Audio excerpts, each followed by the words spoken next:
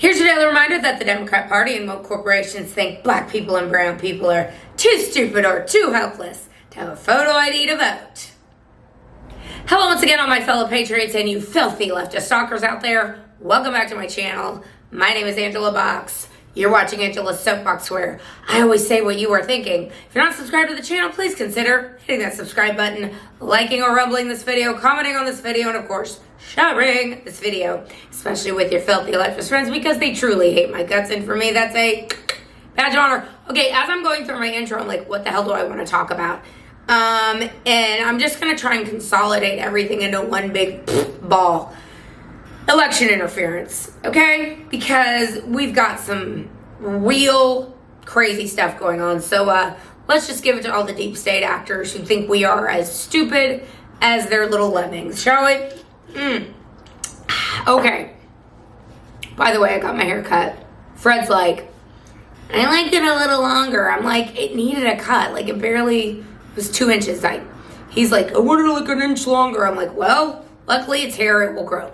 Anyway, so, that's, you know, ladies, you know what it's like when you change your hair a little bit and your men are like, hang on a minute, I didn't vote for that, but I think it looks cute. Anyway, I think it's a good length. Okay, now, a few things that are going on this week. So, obviously, RFK Jr. sat down with Tucker Carlson, and by the way, that whole Tucker letter thing with Kamala Harris is just hilarious. So funny. Kamala Harris puts out this stupid letter pretending it's from Tucker Carlson, like inferring it's from Tucker Carlson, and people put that dumb letter in an AI generator, and they're like, yeah, this thing is totally 100% AI. Anyway, she tried to pass it off as Tucker, and so Tucker writes this hilarious note back, and it looks like a little teenage girl with hearts over the eyes, and it's like, oh my God, and pretending like it's Kamala Harris, like, I turned to Montel and I told Montel that even though, you know, I love open borders and blah, blah, blah. It was funny. I don't have time to get into that, but it was good. So, you know, the Kamala Harris campaign is now sitting down, as I'm taping this, she's going to be sitting down with Dana Bash, droopy dog Dana Bash. She's got that droopy dog face. And Tim Walz. And she can't sit down by herself. She can't do a press conference by herself. She has to have her white man there. Next to the strong black independent woman, taking, you know, softball questions. The New York Times sent her a bunch of like completely ridiculous questions that she can prepare for this week.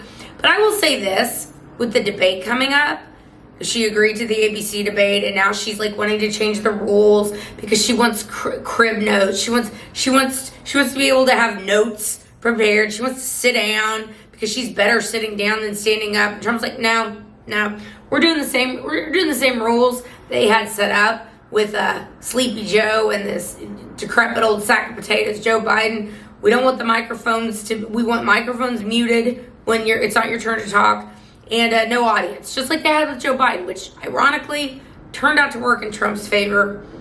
They didn't think it would, but it did. But anyway, so Kamala Harris is like, you know, we know that she's, you know, cramming for this thing like she was cramming something in her mouth from Willie Brown many years ago, or Montel Williams, take your pick. She likes to cram things into her mouth, more than likely, and other body parts, body orify. Anyway, I digress. But listen, Trump should not underestimate Kamala Harris or Tim Walz, because she, you know, back in the day when she was a senator, I do remember times when she sounded cogent. Yes, she's a Marxist, whatever, but she was able to string 2 sentences together. As of late, because she's either drunk or on medicine or she's just getting stupider with age, she hasn't been able to do that as well. But whatever, don't underestimate her. But anyway, let's get back to this election interference. So obviously the New York Times giving her all these questions that they would love to be able to ask her if, you know, she could find it in her busy schedule to answer some questions. That, of course. And then we've got, you know, RFK in the Tucker interview talking about that the CIA 100% interfered in the 2020 election. You know, the CIA that's not supposed to have anything to do with domestic things. We know that they've done coups throughout the world, so why not do a coup here in America? Obviously, the 51 intelligence agents that came out and signed this letter saying that the Hunter Biden laptop was Russia disinformation. That was election interference. We've got, obviously, everything that they did. You know what? Forget what they did on November 3rd, 2020. All right? Forget the Voldemort machine switching the votes. Forget everything shutting down at 10:30 at night magically, and no one can tell us still to this day who gave the order to shut everything down at 10:30 Eastern, because the media doesn't seem to be curious about that whatsoever. How did all 5 swing states all independently go, oh, you know what? We're tired. We're just going to shut everything down at 10:30 at night.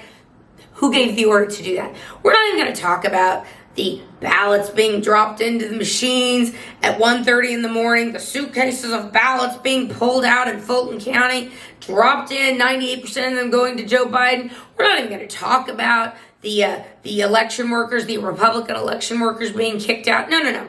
Forget all that. Forget all the thousands and thousands of eyewitness affidavits sworn under penalty of perjury that something in the milk ain't clean, all right? Forget all that. Let's just talk about the election interference that was done, that we absolutely 100% know is true. The letter that the FBI and the intelligence clowns signed, the FBI knew in 2019 that the Hunter Biden laptop not only existed, because that's when John Paul Isaac went to them and said, hey guys, Hunter Biden left this laptop, and I looked into it, and holy shit, like there's some really bad stuff here. Do you want to take a look at this? Oh, thank you, John Paul Isaac. Sat on it. Then 6 months later, he's like, I haven't heard anything. This is like super national security level stuff. The American people deserve to know this. Gives it to Giuliani, Trump's lawyer. Giuliani's like, what the actual F? So he publicizes it. And then that's when the clowns, the intelligence clowns said, oh, no, this is fake. This is Russian disinformation. Whatever. So there's that.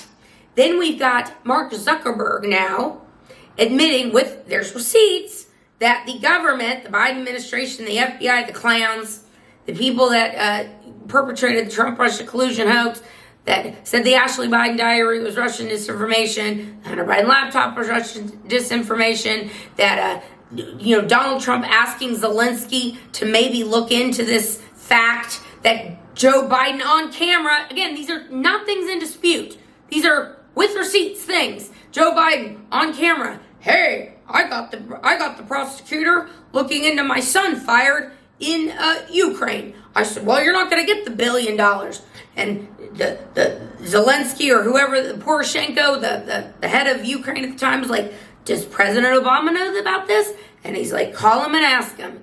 So all of these things that we know that Joe Biden did. Donald Trump gets impeached twice because he asked about maybe Zelensky looking into that. And then he gets impeached again because he was looking into election fraud. All right? Look, in 2020. And Jack Smith, here's some more election interference. So I'm getting off. There's so much. There's so much that they did. Okay. Zuckerberg this week admitting, yes, the clowns did pressure me and Meta and Facebook and Instagram. Oh, bullshit, Zuckerberg. You and your Zuckerbucks going in, pushing the mail-in ballot schemes, pushing these unattended drop boxes, the $700 million that you, yourself and your wife and your foundation put in to interfere with the 2020 election. You just got caught. And now that X is free and open and people can see exactly what you people have been doing, now all of a sudden, Mark Zuckerberg's like, oh, whoopsie. Yeah, I was pressured by the government to censor people about COVID, about election fraud. Whoops. Yeah. Spare me, Mark Zuckerberg. If there's any justice at all, you're going to jail just like the rest of them. But anyway, so now we know the government was pressuring social media companies to censor people. We've got the intelligence clowns lying to the American people. That's election interference. And now Jack Smith just so happens to be back again. Jack Smith, that cadaver. I talk a lot about people eating their feelings and getting fatter and fatter by the day because they know that they're doing evil things, and so they cope with these things by eating too much. Well, Jack Smith seems to be the opposite. Jack Smith is shriveling away into a cadaver because he knows that what he's doing is evil and wrong. And he's been told to bring this indictment again. So whoever is running Jack Smith are the people, even though he's illegally appointed, should not be appointed. The Supreme Court is like, no, you can't do this, Jack Smith. Trump has immunity as president to look into certain things like, I don't know, election fraud and widespread election anomalies. As President of the United States, he has the duty to look into that. And oh, by the way, you're not legally appointed, but Jack Smith's like, I don't care. I'm going to do it anyway. Because whoever's running Jack Smith is telling him to do that, ladies and gentlemen. So Jack Smith comes back this week with more indictments that he gets in front of a DC jury and they're a grand jury and they're like, sure, rubber stamp. Here's whatever you want, Jack Smith. So now Jack Smith comes back with these narrower charges, but they're still the same charges of Trump questioning the 2020 election. Like, oh, you guys, I can't with these people. Like, I'm old enough to remember. And this video was going to go on for 25 minutes if I don't wrap this up, because there's just so much. I'm old enough to remember when for 4 years into today, that the Democrats, Hillary Clinton et al., said that Trump was a Russian agent and Trump worked with Vladimir Putin to steal the 2016 election. Now, if he really did those things, why didn't one single Democrat or one single person in the media go, how about we do some forensic audits? Let's open the books. Because Trump wants to open the books of the 2020 election. They're like, they fight it, kicking and screaming from doing forensic audits. Oh, it's too much money. I mean, we can give $80 billion to Ukraine and $40 billion to illegal aliens, but we can't have a forensic audits to make sure our elections are secure. Yeah, you see what they're doing. So guys, look, if you're watching this video, you're clearly not an idiot. I mean, I have people hate watch me, whatever, but if you're stupid enough to believe anything Democrats or the media or the deep state tells you at this point, like, you know, oh, George W. Bush and Mitt Romney's aides are supporting Kamala Harris, and next up will be Mitt and George W. Bush themselves. Like, it is all hands on deck. They're gonna do whatever they can possibly do to stop Trump. They tried to kill him. They impeached him twice. They tried to destroy him financially. They can't stop what's coming. So we just got to make this too big to rig, ladies and gentlemen. And then it's go time. All right, that's where I'm going to leave this video. Let me know what you think down below. And I will see you in the next one. Thy will be done. Bye.